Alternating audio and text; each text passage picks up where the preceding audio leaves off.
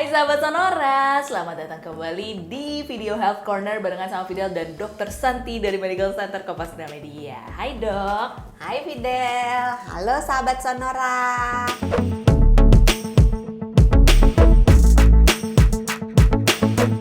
Hari ini kita masih bahas seputar pandemi dok.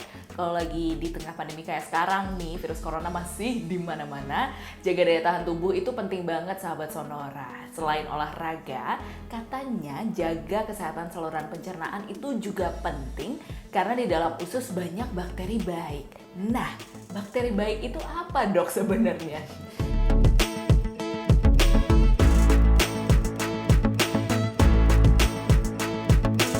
Jadi sebetulnya tuh di dalam saluran pencernaan kita, sebenarnya nggak di dalam saluran pencernaan aja sih, di seluruh bagian tubuh kita yang berkontak dengan dunia luar, misalnya di saluran kemih atau di saluran pernafasan, itu ada bakterinya.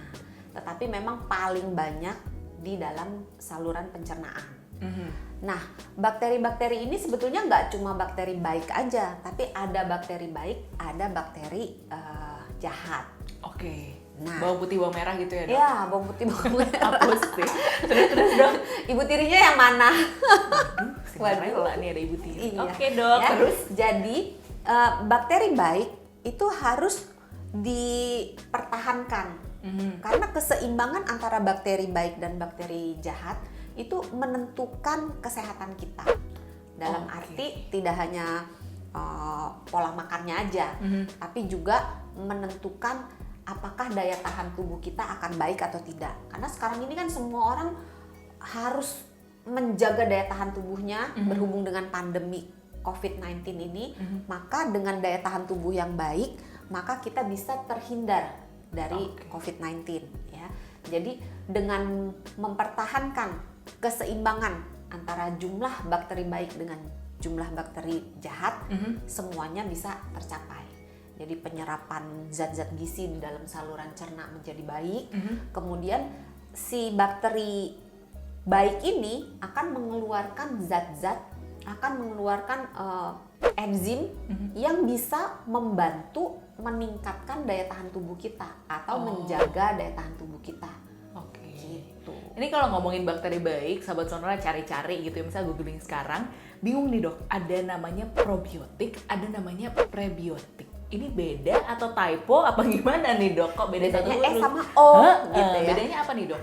Kalau probiotik itu sebetulnya artinya pro itu untuk, biotik itu hidup, jadi untuk kehidupan.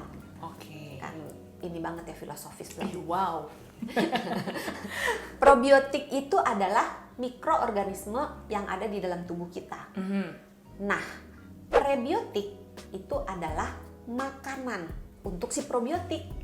Karena sama kayak kita punya binatang peliharaan di rumah, misalnya punya kelinci atau punya kucing atau punya anjing. Kalau punya peliharaan di rumah kan harus dikasih makan. Betul. Ya kan? Nah, si prebiotik ini adalah makanan untuk makhluk-makhluk itu. Bukan makhluk halus ya, makhluk-makhluk kecil-kecil di dalam saluran Emang cerna jin kita. dok, pelihara jin kali makhluk halus. Berarti yang si makhluk-makhluk ini tuh perlu dikasih makan. Iya. Tapi memang makanan ini, makanan atau minuman yang kita konsumsi ada yang mengandung probiotik, ada yang mengandung prebiotik gitu dok. Iya, iya. Beda ini gimana tuh dok? Jenis-jenisnya makanannya? Tinggal dilihat. Kalau prebiotik itu biasanya serat. Prebiotik itu serat. Oke. Jadi serat yang kita makan itu tidak kita cerna. Dia turun sampai ke saluran pencernaan deket-deket bawah. Itu akan menjadi bahan makanan untuk si bakteri-bakteri yang baik ini. Nah, bakteri baik dengan bakteri jahat itu makanannya beda. Sama kalau kayak kita pelihara kucing, anjing, dan mungkin kita pelihara anjing dengan kita pelihara kelinci, kan makanannya beda. Betul. Kalau kelinci kan wortel, daun-daunan gitu ya, daun-daunan. Tapi kalau kita pelihara anjing kan makannya daging-dagingan gitu. Jadi kalau di dalam kehidupan kita, di dalam pola makan kita, kita banyak memberi makan bakteri yang baik, maka populasi bakteri baik akan terjaga. Oke.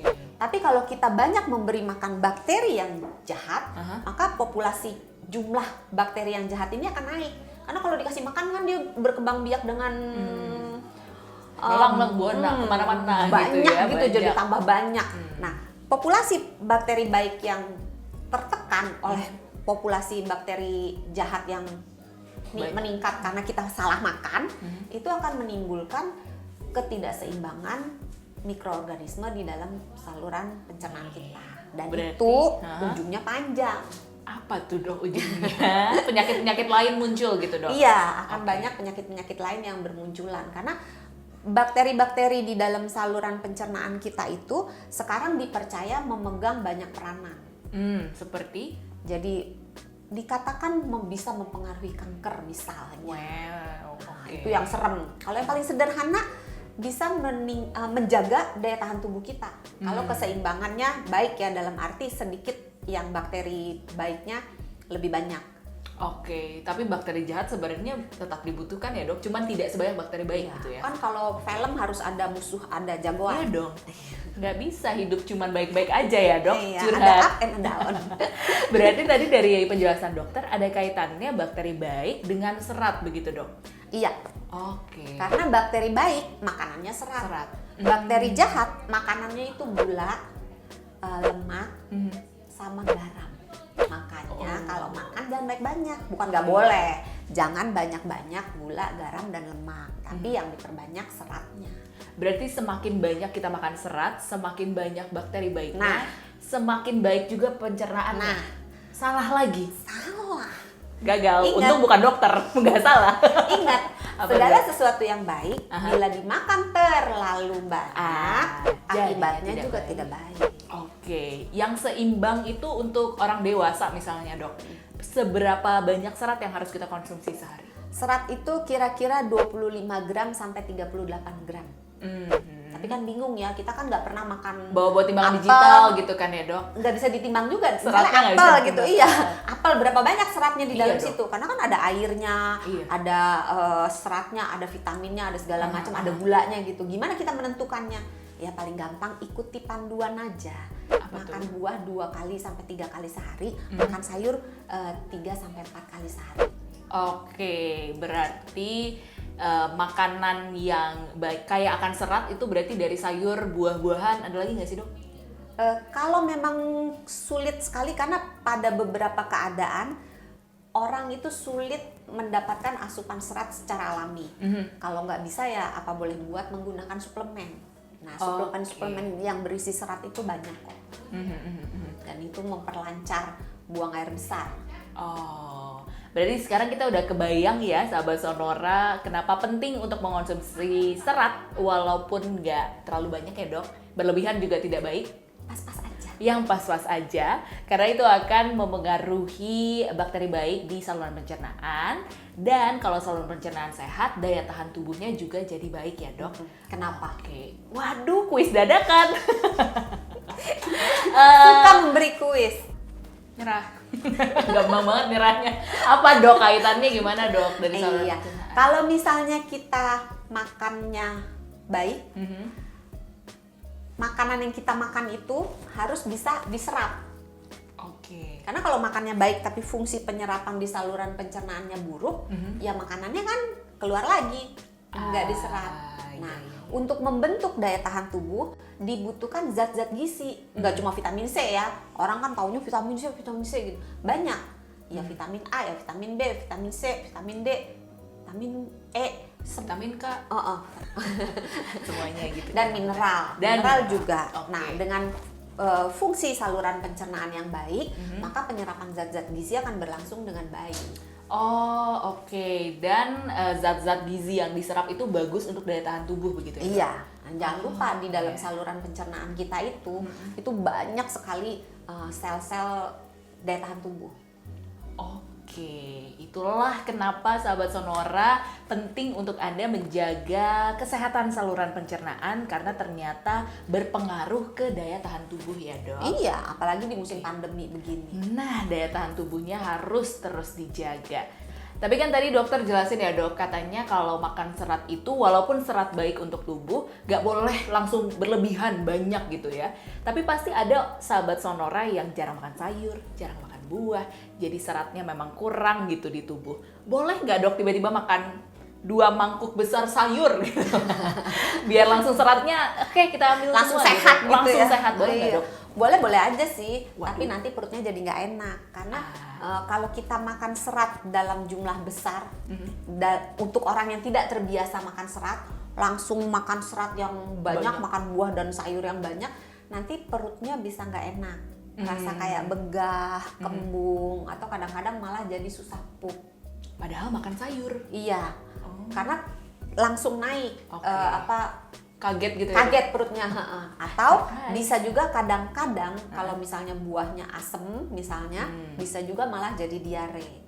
Oke. Jalan keluarnya gampang aja. Apa tuh? Coba apa?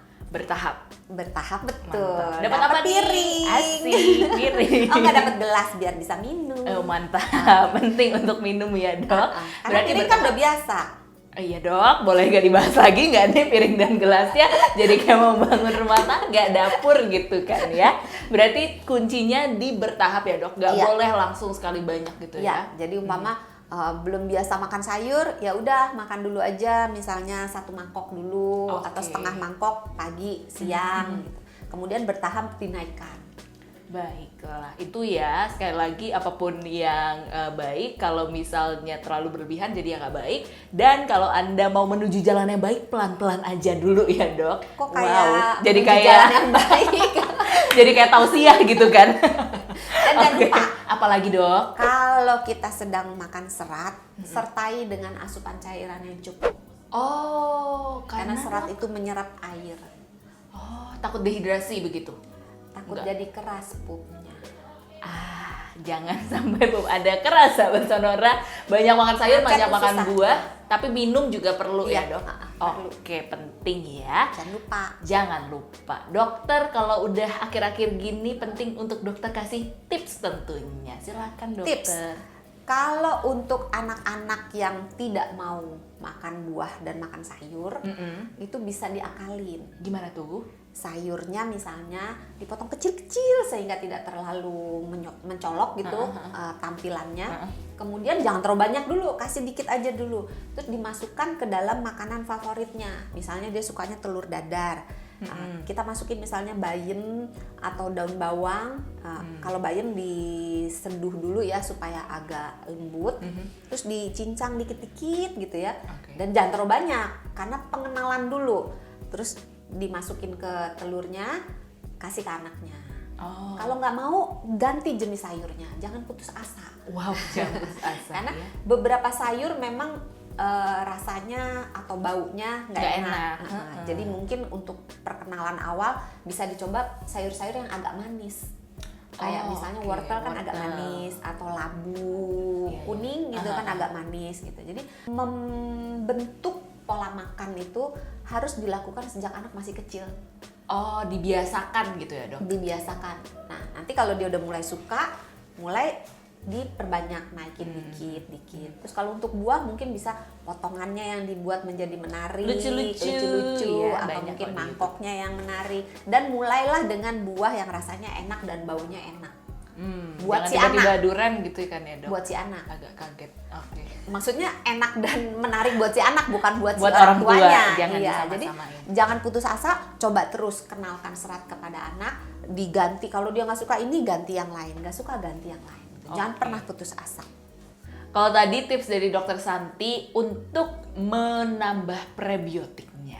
Kalau probiotiknya gimana, Dok, cara ditambahinnya? Kalau prebiotik kan tadi serat udah ya. Yes. Nah sekarang untuk probiotiknya, makanan-makanan yang banyak mengandung probiotik itu nggak cuma makanan sih, ada minuman juga. Itu makanan-makanan dan minuman yang difermentasi. Oke. Misalnya peyem, tape, Kimchi. Iya, kimchi Korea. Ih, kimchi banget. Coba yang apalagi. Indonesia apa? Tahu tempe ya nggak sih? Tempe ya? Tahu tidak, tempe, Tempe iya. Karena tahu tidak melewati proses fermentasi. Oke. Berarti tauco. Iya. Oh, wow. Kuis nih. Apalagi? Apalagi? Itu loh yang Yogurt. iya. Boleh dong. Apalagi tuh? Temennya Uli, tape ketan yang apa namanya, beras. Oh, tahu. Tahu ya, sahabat Tape sonora ya. ulinya yang asam-asam Yang- alkohol yang gitu dari deh. beras. ketan hitam ya kalau nggak salah. Iya, ya. betul. Soalnya doyan makan tapi nggak tahu cara bikinnya. Maaf ya sahabat Sonora. Nonton Sonora masak ini dong, Dok. Padahal Oh, belum iya, ada iya. videonya. Nanti tolong ya Ibu produser ada cara bikin tape uli supaya dokter bisa masaknya ya, Iya, Dok. itu sehat loh, Oh, karena itu oke. penuh dengan probiotik. Terus makanan lainnya susu kefir. Jadi banyak dan beberapa daerah itu ada makanan khas yang merupakan sumber probiotik. Misalnya di Sumatera itu ada durian yang difermentasikan. Oh iya, itu. Terus saya lupa di Kalimantan atau di mana ada ikan yang difermentasikan.